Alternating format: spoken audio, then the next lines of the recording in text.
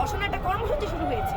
আমাদের একজন ধানের শীষে ভোট দেয় না, এই জন্য তাকে 3 বাচ্চার মাকে ধর্ষণের শিকার হতে হয়, একজন 6 বছরের বাচ্চাকে ধর্ষণের শিকার হতে হয়। রানিং চলতেই আছে, এমন অনেক ঘটনা যা আমরা জানিও।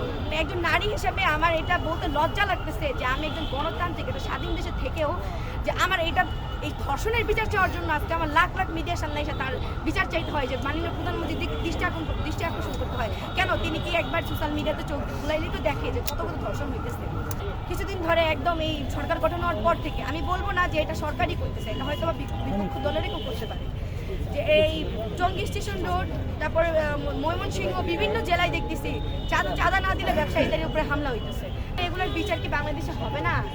তাহলে যে দেশে নিরাপত্তা নাই সেই দেশে আমি শিক্ষা খাতের উন্নতি দিয়ে কী করবো, স্বাস্থ্য খাতের উন্নতি দিয়ে কী করবো, যানজটের উন্নতি দিয়ে কী করবো, আমি অন্যান্য অন্যান্য খাতের উন্নতি দিয়ে আমি কী করবো, যেখানে আমার নিরাপত্তাই নাই, যেখানে আমি আজকে এখানে বসে আছি, এখান থেকে উঠে যাবো, যে আমার আমি যেখান থেকে বেঁচে যাবো না মরে যাবো না আধমরা হয়ে যাবো, তারই কোনো নিরাপত্তা নাই। আমি মাননীয় প্রধানমন্ত্রীর আবারও দৃষ্টি আকর্ষণ করতেছি, আপনি দয়া করে বিষয়গুলোতে দেখেন, যাতে আমরা যেন বলতে পারি, আমরা যেন 10টা মানুষের সামনে বলতে পারি, বাইরের দেশের মানুষের কাছে বলতে পারি, বাইরের দেশের কাছে মানুষদের সাথে যখন আমাদের কথা হয় আমরা যেন বলতে পারি না আমরা আমাদের দেশে নিরাপদ।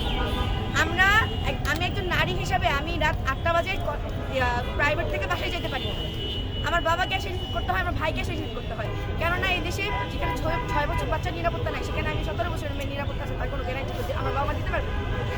যেখানে একটা মেয়ে ধর্ষণ হয়েছে, তার এলাকার মেম্বার চেয়ারম্যানদের কাছে সেটার বিচার চাওয়া হয়েছে, তারা চুপ ছিল কোনো এক অজ্ঞাত কারণে। তারপর তার বাবার চোখের সামনে থেকে তার ঘরের থেকে তুলে এনে তাকে গণধর্ষণ করে এবং তাকে লাস্টে উপর হিসাবে মৃত্যু দেওয়া হয়েছে।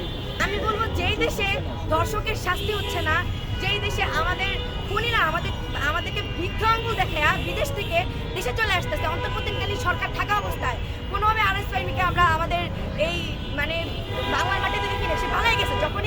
যখনই তহিদ আফ্রিদিকে অ্যারেস্ট করা হইলো সে চলে গেল, ঠিক আছে ভালো।